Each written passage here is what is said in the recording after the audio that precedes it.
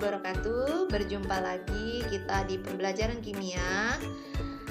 Pada pertemuan kali ini kita akan membahas tentang laju reaksi. Baik, kita masuk saja.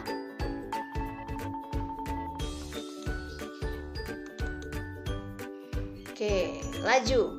Seberapa cepat atau seberapa lambat suatu proses, ya. Jadi kalau misalnya dilambangkan, kita tuliskan reaksi kimianya seperti ini. Reaksi atau zat A ditambahkan zat B menghasilkan zat C dan zat D. Inisial M, N, P, dan Q ini adalah koefisiennya.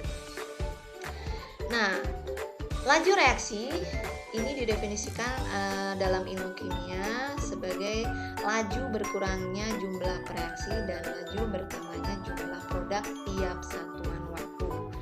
Jadi yang bereaksi akan berkurang ya jumlahnya, kemudian yang produk akan bertambah seperti itu. Ini digambarkan dari persamaan berikut. Atau boleh juga disimpulkan laju reaksi itu didefinisikan sebagai perubahan konsentrasi zat-zat yang bereaksi per satuan waktu. Oke, kita lambangkan lagi dengan contoh reaksi A plus B menjadi C plus D, di mana di sini A kecil, B kecil, C kecil, dan D kecil ini sebagai koefisiennya. Nah, ini kalau dibuat rumusan laju reaksinya dilambangkan seperti ini. Min delta konsentrasi itu adalah min artinya ini adalah pengurangan ya. Jadi si konsentrasinya A ini akan berkurang. Kenapa? Karena A ini adalah sebagai reaksi. Sesuai dengan definisi tadi bahwa reaksinya akan berkurang jumlahnya ya. Jadi ini dilambangkan dengan min ini tandanya berkurang. Jadi delta konsentrasi A itu perubahan konsentrasi A per perubahan waktu delta T. Kemudian yang B gimana? B akan sama, min juga, yaitu delta konsentrasi B per delta T atau berkurangnya perubahan konsentrasi B dibagi perubahan waktu. Jadi untuk yang reaksi ini dilambangkan minus karena dia berkurang. Sebaliknya untuk produk ini akan dilambangkan positif yang artinya akan bertambah jumlahnya, yaitu delta konsentrasi C atau perubahan konsentrasi C per perubahan waktu ya. Kemudian ini delta konsentrasi D per perubahan waktu. Ini tandanya tambah semua karena dia mengalami penambahan ya. Nah, ini rumusan laju reaksinya. Seperti itu. Untuk setiap reaksi, perbandingan koefisien sebanding dengan perbandingan lajunya ya. Ibu ulangi, untuk setiap reaksi berlaku perbandingan koefisien sebanding dengan perbandingan laju reaksinya. Di mana laju A berbanding laju B berbanding laju C berbanding laju D ini sama dengan A berbanding B berbanding C berbanding D. Jadi sama dengan perbandingan koefisiennya. Seperti itu. Ya. Oke, kita ke contoh soal. Nah, misalnya ada reaksi N2 ditambah 3H2 menghasilkan 2NH3. Di mana N2 dan H2-nya ini sebagai reaktan, kemudian NH3-nya sebagai produk, ya. Nah, seperti rumusan tadi yang sudah kita bahas bahwa kalau reaktan atau reaksi pasti penulisannya menggunakan min karena terjadi pengurangan. Jadi kita tuliskan lajunya N2 adalah min D atau delta ya di sini. Boleh misalnya ini saya lambangkan D atau tanda delta seperti tadi boleh. Perubahan konsentrasi N2 dibagi perubahan waktu, D itu delta ya. Jadi pengurangan konsentrasi N2 per satuan waktu. Ya, tanda min itu artinya pengurangan. Sama dengan H2, ini adalah min juga, yaitu pengurangan konsentrasi H2 per satuan waktu. Jadi kalau didefinisikan dengan kata-kata, dengan deskripsi seperti ini. Jadi ini cara membacanya adalah pengurangan konsentrasi H2 per satuan waktu. Kalau yang ini pengurangan konsentrasi N2 per satuan waktu. Nah, untuk NH3 karena dia produk berarti kan penambahan ya. Jadi membacanya tanda tambah ini penambahan konsentrasi NH3 per satuan waktu. Jadi kalau min pengurangan, kalau plus penambahan.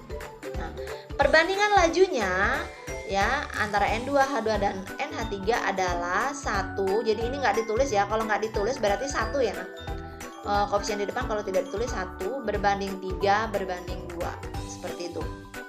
Jadi kalau ditanya perbandingan lajunya berapa? 1 banding 3 banding 2. Begitu. Kalau disuruh menerjemahkan konsentrasi ini, lambang ini, lambang atau rumusan ini berarti ini penerjemahannya ya.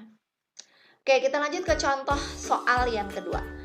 Pada reaksi 4NH3 ditambah O2 menghasilkan 4NO ditambah H2O ya.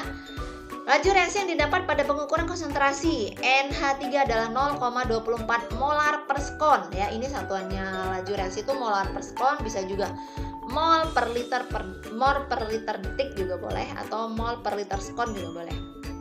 Berapa laju reaksi perubahan O2 dalam molar per sekon? Nah, kita lihat ke persamaan reaksinya. Kebetulan di sini sudah setara karena ada koefisiennya 4, 5, 4, 6. Ini namanya koefisien. Ini sudah setara. Kita tuliskan lajunya NH3.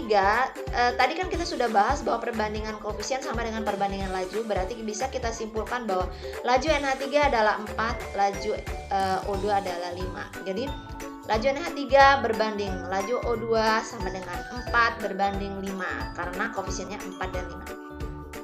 Nah, tinggal dimasukkan rumusannya. VO2 atau laju O2 adalah koefisiennya yang diketahui. Yang diketahui kan NH3 ya. Koefisien yang diketahui itu 4 ya. Koefisien yang diketahui itu koefisien yang ditanya maksud Ibu ya. Koefisien yang ditanya 5 dibagi koefisien yang diketahui 4 dikali laju yang diketahui. Laju yang diketahui NH3. Ibu ulangi cara mencari laju O2. Koefisien yang ditanya atau koefisiennya O2 karena yang dicari O2 berarti 5 dibagi koefisien yang diketahui kan NH3. Nah, NH3 itu koefisiennya 4, jadi 5 per 4 dikali lajunya NH3. Nah, jadi kalau diterjemahkan 5 per 4 atau kalau dituliskan 5 per 4 kali 0,24 molar per sekon. Hasilnya 0,3 molar per sekon. Gitu ya. Jadi ini contoh soal kalau dalam suatu reaksi ditanyakan salah satu laju reaksi unsur lain di mana salah satu senyawa lain di mana ada salah satu senyawa yang lajunya diketahui. Ini cara mengerjakannya. Sekali lagi Ibu jelaskan, Ibu tekankan bahwa untuk mencarinya koefisien ditanya dibagi koefisien diketahui dikali laju diketahui. Seperti itu ya. Ini cara mencarinya seperti itu. Oke, kita lanjut lagi ke contoh selanjutnya. Ya. Dalam ruang yang volumenya 2 liter, 1 mol gas NH3 turun menjadi N2 dan H2 menurut persamaan seperti tertera ya. Setelah 10 sekon ternyata gas NH3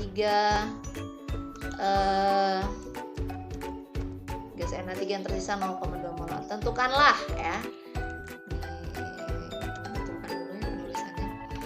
Tentukanlah yang pertama laju reaksi, laju yang ditanya laju penguraian NH3 dan laju reaksi pembentukan N2 dan H2. Oke, kita bahas. Oke, ini dia. Ya, namanya konsentrasi. Sekarang kita cari dulu konsentrasi awal dan konsentrasi akhir. Kenapa? Karena ini tadi masih dalam bentuk mol. Sedangkan konsentrasi itu satuannya mol per liter sekon atau molar per sekon atau molar per detik ya. Ibu ulangi, kita cari dulu konsentrasi NH3 karena NH3 masih dalam bentuk mol. Caranya seperti ini. NH3 awal, mol NH3 awal dibagi volume atau liter. Nah, mol NH3 awal itu adalah 1 mol ini. 1 mol ya. Volumenya 2 liter. Nah, berarti mol awalnya 1 dibagi volumenya 2 liter. Berarti 0,5 mol per liter. Mol per liter ini adalah satuan konsentrasi ya. Atau bisa juga satuannya molar. Jadi boleh mol per liter, boleh molar. Nah, NH3 sisa kan di sini tertera ada keterangan sebanyak 0,2 mol sisa dari NH3. Berarti kita tuliskan 0,2 mol sisanya dibagi volumenya tetap sama 2 liter. Berarti sisa konsentrasi sisanya NH3 sisa 0,1 mol per liter. Nah, setelah didapat konsentrasi awal dan konsentrasi akhir, baru kita masuk ke rumusan mencari laju NH3, yaitu delta NH3 dibagi delta T, atau perubahan konsentrasi NH3 dibagi perubahan waktu. Perubahannya gimana? Ya ini perubahan awal dikurangi sisa, ya. Konsentrasi awal dikurangi sisa 0,5 dikurangi 0,1. Delta T perubahan waktu, ya, perubahan waktu ya. Nah, perubahan waktunya tadi 10 skon ini. Ya, 10 skon. Berarti ini 0,5 dikurangi 0,1 dibagi 10, 0,04 molar per liter detik. Nah, ini satuan laju reaksi.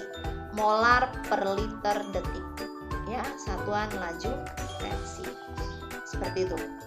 Atau boleh dituliskan juga molar per skon, ya. Jadi boleh juga kamu tuliskan satuan ini, ya. Satuannya boleh ditulis juga molar per skon. Nah, jadi penulisannya boleh gini, molar per detik atau molar per skon, ya. Boleh dituliskan seperti ini, boleh. Untuk satuan dari laju reaksi. Seperti itu, ya. Jadi biar ini ya, biar oke, biar ingat. Oke, biar ingat lah ya. Jadi intinya begitu, ya, apa namanya? Jadi penulisannya boleh seperti itu.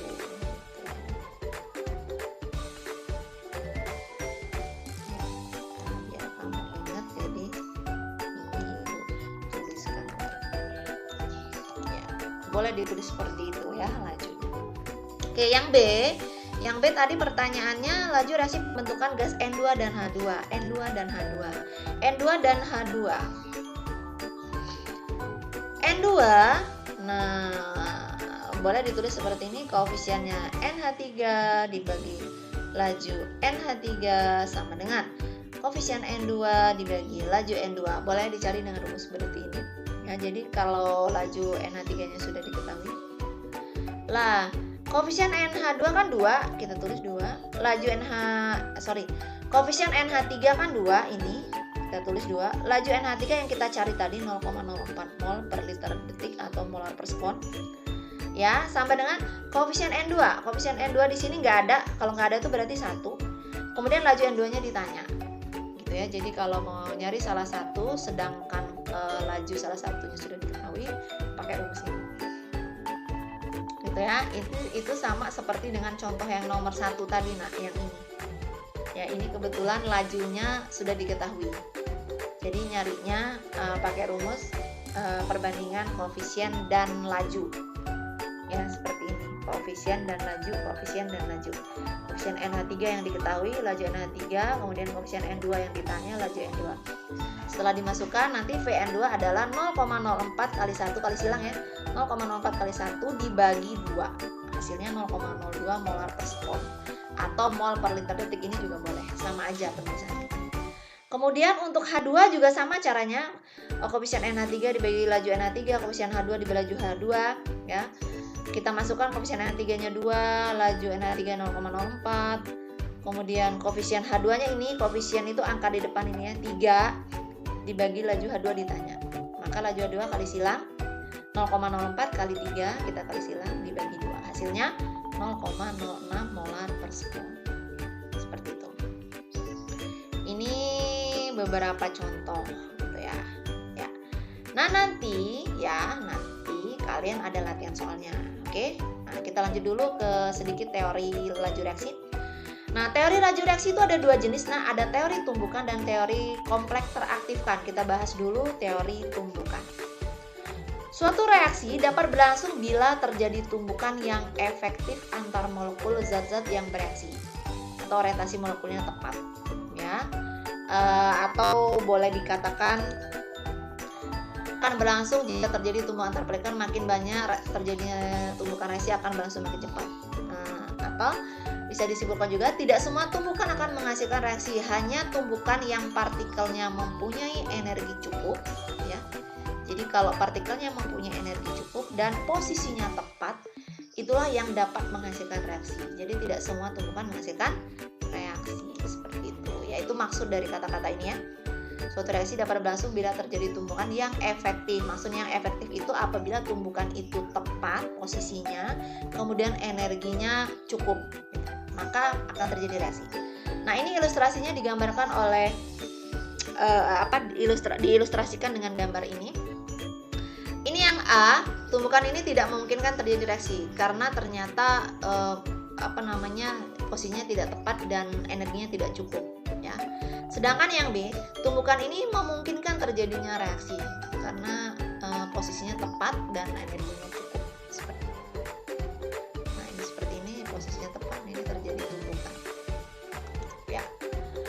Agar reaksi berlangsung cepat, maka tumbukan yang efektif harus makin sering terjadi. Hal ini dapat dilakukan dengan cara memperbesar konsentrasi, memperkecil volume atau memperbesar tekanan, menaikkan suhu, memperluas permukaan. Nanti ini akan kita bahas di bagian faktor-faktor yang mempengaruhi laju reaksi. Oke. Ya, itu tadi tentang teori kompleks teraktifkan, ya. Teori tumbukan. Oke, teori yang kedua, teori kompleks teraktifkan.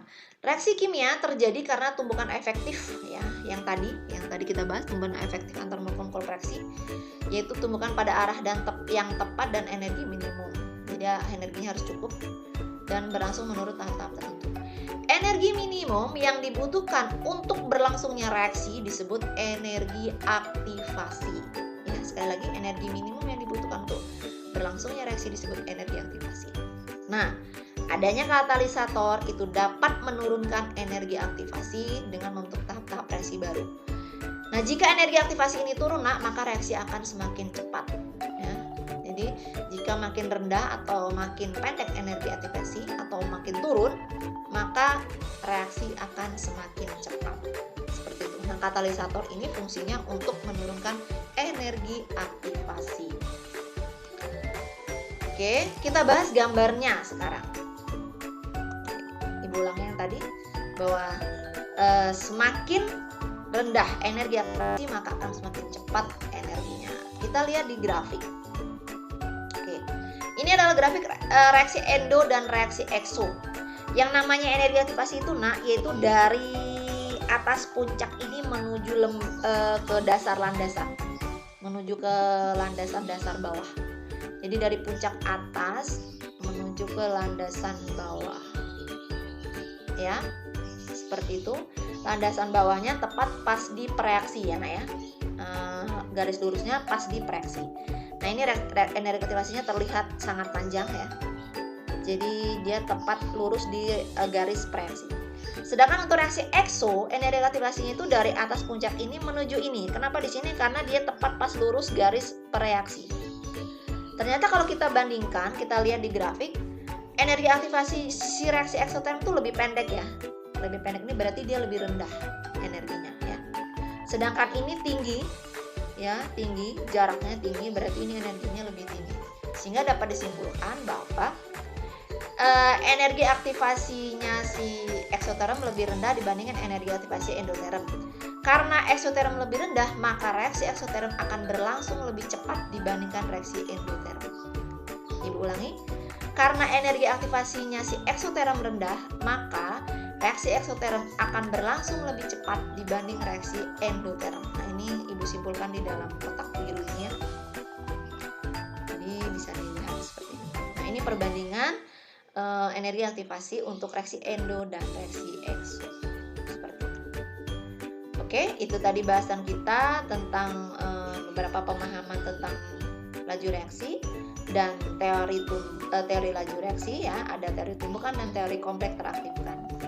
Oke, sekarang saatnya kalian berlatih mencoba di rumah. Tidak usah dikumpulkan di e-learning, boleh dicoba saja di rumah. Tapi bagi yang ingin mengkonsultasikan hasil kerja kalian, boleh dikirimkan via WA, nanti Ibu cek, seperti itu. Tapi sifatnya tidak wajib untuk semua siswa.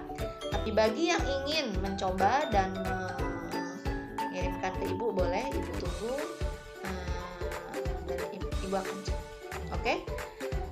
Baiklah, ini soal yang pertama. Oke, nanti silakan diamati, ya, di screenshot boleh. Kemudian ini soal yang kedua. maksud saya part kedua, jadi ada 4 soal ya. Ya, boleh dilihat kemudian di screenshot ya. Oke. Ya, itulah tadi ada 4 soal, silakan dicoba. Harapan Ibu semuanya aktif. Jangan pasif ya, seperti itu. Ya, sampai di sini pertemuan kita hari ini. Mudah-mudahan kita pelajari bermanfaat dan mudah dimengerti.